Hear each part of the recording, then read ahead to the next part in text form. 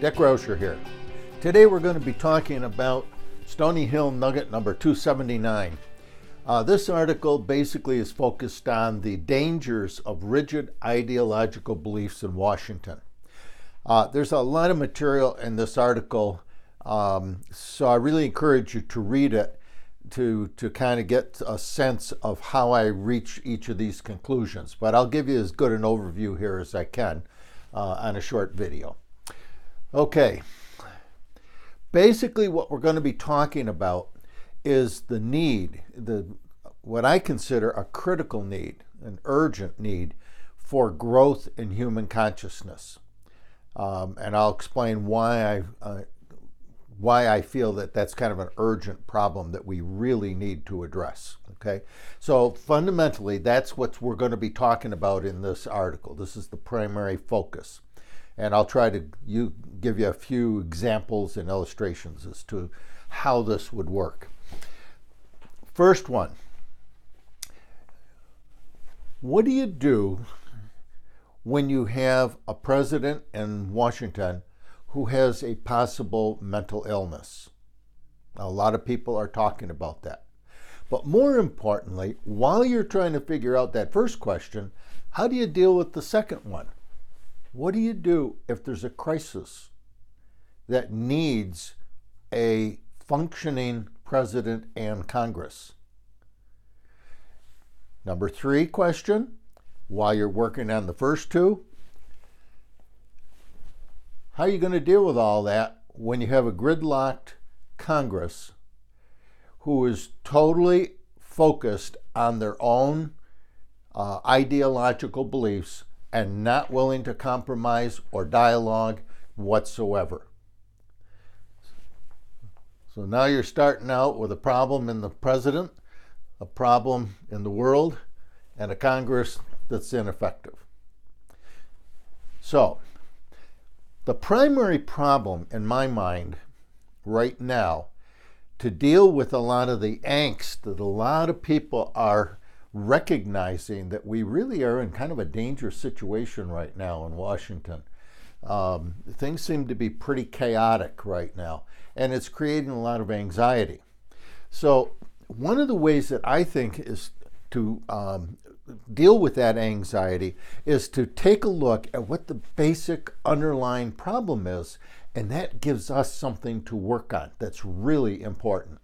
In this case, the primary problem is the need to be right. That's a primitive ego. It's a conditioning from childhood, okay? And it represents a very immature level of consciousness, somewhere around a 5-year-old, okay? So what I see as a problem in the world today is not all of this. These are kind of the symptoms, okay? This is the problem. And I consider this to be the major problem in humanity today. We have to learn how to tame that primitive ego, or what I call the inner green dragon, and give up the never-ending, arrogant need to be right. If we could do that, there are no problems out there that we couldn't begin to solve. But until we do that, we're not going to be able to solve most of the problems. So, why? Because when you're right, number one, you're increasing your ignorance because you're not looking at both sides of any issue. Number two, you're polarizing yourself and the person in front of you into extreme positions. So now we have gridlock and nobody can talk, nobody can do anything. What that does is it creates anger, frustration, conflict, okay? Sound familiar? Because that's what we're seeing every night on the news. It shuts down dialogue. Nobody can talk. And why bother talking if you're absolutely right, okay?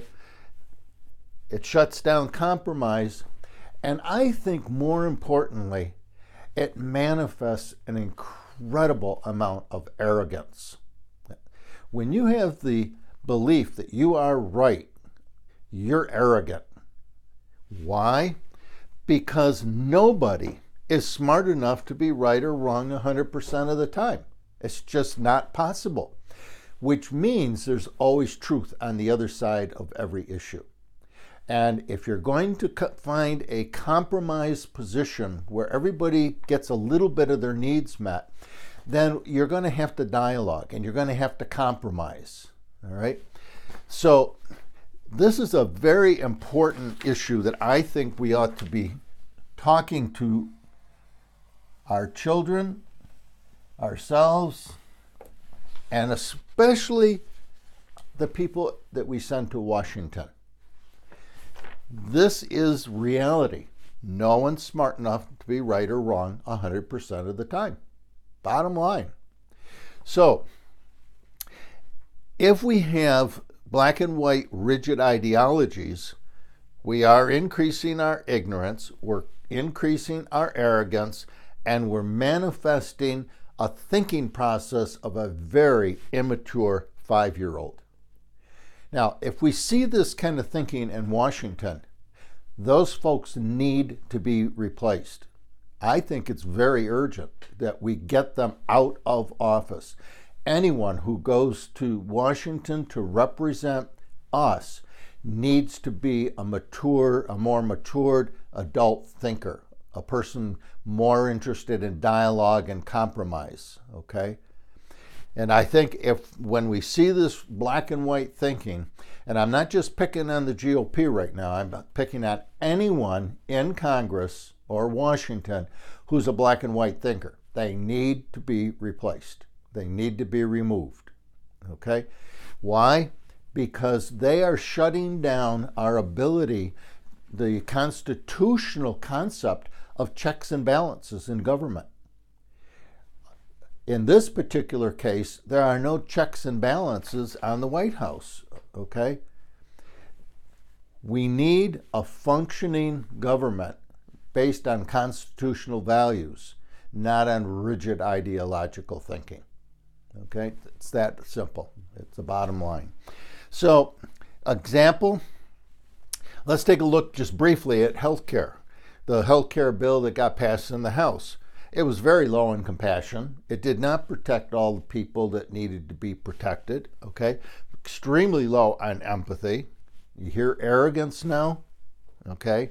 These guys are right. They don't care about this stuff. They only care about their own ideologies and their own careers. In this particular case, they didn't vote against it, even though it was obviously a very bad bill, because to do so, they would be tackling a president who would probably be aggressive and punitive. But the bottom line is that they were taking care of their own careers. They were manifesting their own ideologies. They were not protecting the people who sent them to Washington, okay? That's one of the reasons why I think they need to be removed. So basically, the healthcare negotiations and discussions right now really are reflecting how important this long-term growth in mental human consciousness is. We have to shut down that need to be right. We've got to mature our thinking, and we've got to do it pretty darn quick, okay? Because there are a lot of problems out there, and we're not really solving any of them. All we're doing is gridlocking and polarizing every conversation. Okay? Last thought in the article is people in Washington are not royalty. We send them there as representatives. They're just normal, everyday, run-of-the-mill American citizens. We send them to Washington to represent our needs, not their ideologies, okay, and not their careers, okay. What we send them to there is to represent us. They are not royalty. And what I mean by that is that whatever the health care they come up with, they should be forced to benefit or not benefit from the same health care that the rest of the average Americans in this country are going to receive. They should get no preferential treatment. Why? Because they're not royalty. They're just American citizens. Okay? And it's time we began to press that as a constitutional concept. Okay?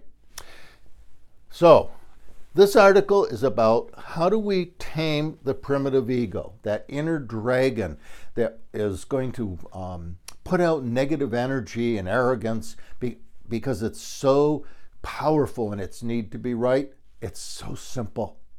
It truly is simple, and that's what this article is about. All we have to do is pay attention to the energy that we're sending into the world. Just pay attention. Is it compassionate? Is it, can it be done with a smile? Is it manifesting empathy? Okay, these are important questions. Most importantly, is it arrogant? Are you violating this no one's smart enough to be right or wrong 100% of the time rule? Okay, if it is, pay attention. And then find a way to put more peaceful and more cooperative and negotiating, dialoguing kind of energy into the world, okay? That's how we begin to grow our consciousness, by paying attention. And believe me, it is that simple. Now that takes a lot of work and a lot of commitment, because you got to look at that. Every time you feel that anger coming up because somebody disagrees with you, right? I mean, it's pretty common. That's what we do. That's what our ego does, our primitive ego particularly. So all we have to do is pay attention and make the choice not to put that kind of energy into the world. If we had enough people who would be willing to have the courage to do that kind of self-awareness, I think we could solve a lot of our problems pretty quickly. Okay? Read the article. It'll probably be a little more logically presented because I spent the time writing it out than I've gone through, but at least these are the key points. Okay, have a good week. We'll see you down the road, and watch that energy you're sending into the world. Make sure it's positive, not negative.